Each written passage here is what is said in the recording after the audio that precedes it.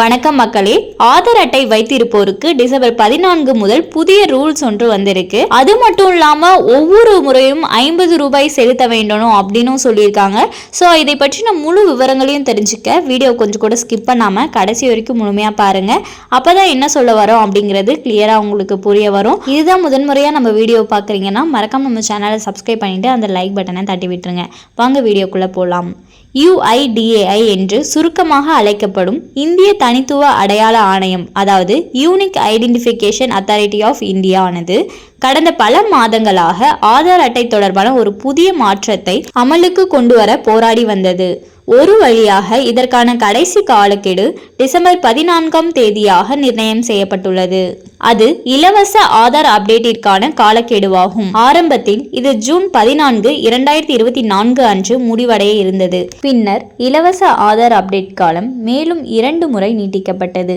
முதலில் செப்டம்பர் 14ஆக நிர்ணயம் செய்யப்பட்டு இறுதியாக டிசம்பர் 14ஆம் தேதிக்கு வந்து நிற்கிறது. இது பெரும்பாலும் மீண்டும் நீட்டிக்கப்படுவதற்கு வாய்ப்புகள் குறைவு என்பதால் ஆதார் அட்டையில் உள்ள உங்களை பற்றிய விவரங்களில் பெயர், முகவரி போன்ற விவரங்களில் ஏதேனும் மாற்றங்கள் செய்ய வேண்டியிருந்தால் அதை டிசம்பர் 14ஆம் தேதிக்குள் செய்தால் இலவசமாக செய்யலாம்.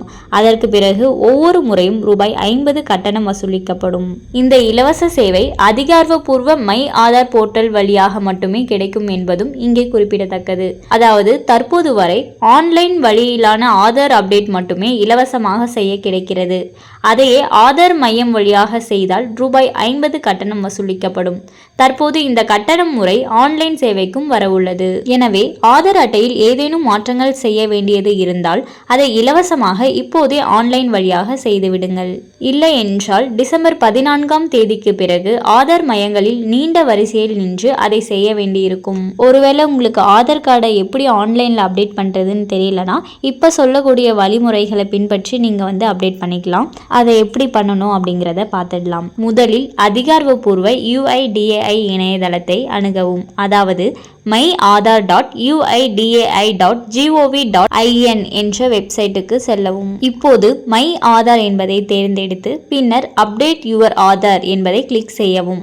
இப்போது அப்டேட் ஆதார் டீடைல்ஸ் ஆன்லைன் பக்கத்தில் டாக்குமெண்ட் அப்டேட் என்பதை தேர்ந்தெடுக்கவும். ஆதார் அட்டை எண் மற்றும் கேப்சா குறியீட்டை உள்ளிட்ட பின்னர் சென்ட் OTP என்பதை கிளிக் செய்யவும். பதிவு செய்யப்பட்ட உங்கள் மொபைல் எண்ணுக்கு அனுப்பப்பட்ட OTPயை பயன்படுத்தி லாகின் செய்யவும். இப்போது நீங்கள் அப்டேட் செய்ய விரும்பும் விவரங்களை தேர்ந்தெடுக்கவும். அதாவது பெயர், முகவரி அல்லது பிறந்த தேதி. புதுப்பிக்கப்பட வேண்டிய தகவலை வழங்கவும் மற்றும் அதற்கு தேவையான ஆவணங்களை பதிவேற்றவும். கடைசியாக சப்மிட் அப்டேட் ரெக்வெஸ்ட் என்கிற விருப்பத்தை கிளிக் செய்யவும். இதை செய்து முடித்ததும் உங்கள் விண்ணப்பத்தை கண்காணிப்பதற்கான அப்டேட் ரெக்வெஸ்ட் நம்பர், அதாவது URN ஆனது SMS வழியாக அனுப்பப்படும். ஒருவேளை நீங்கள் ஆதார் அட்டைக்கான பயோமெட்ரிக் விவரங்களில் மாற்றங்களை செய்ய வேண்டி இருந்தால், அதாவது கருவிழி, கைரேகைகள், மொபைல் எண் அப்டேட் அல்லது புகைப்படம் போன்ற விவரங்களை அப்டேட் செய்ய விரும்பினால் அதை ஆன்லைன் வழியாக செய்ய முடியாது. ஆஃப்லைனில் ஆதார் சேவை மையம் வழியாகவே செய்யப்பட வேண்டும். மேலும் பிறந்த தேதி மற்றும் பாலினம் போன்ற விவரங்களை ஒரு முறை மட்டுமே அப்டேட் செய்ய முடியும் என்பதும் இங்கே குறிப்பிடத்தக்கது.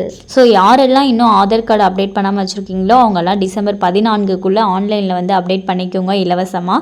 அப்படி இல்லைனா நீங்கள் கட்டணம் கட்டி தான் ஆன்லைன்லேயா இருக்கட்டும் ஆஃப்லைன்லேயா இருக்கட்டும் கட்டணம் செலுத்தி தான் உங்களால் அப்டேட் பண்ண முடியும். ஸோ இந்த ஆப்பர்ச்சுனிட்டியை யூஸ் பண்ணிக்கோங்க. மேலும் இது போன்ற அரசாங்கம் சார்ந்த அனைத்து அப்டேட்களையும் உடனுக்குடனே தெரிஞ்சுக்கணும்னு நினச்சிங்கன்னா மறக்காம நம்ம சேனலை சப்ஸ்கிரைப் பண்ணி பக்கத்தில் இருக்க பெல் ஐக்கானை கிளிக் பண்ணி அதில் ஆளுங்கிற ஆப்ஷனை செட் பண்ணி வச்சுக்கோங்க.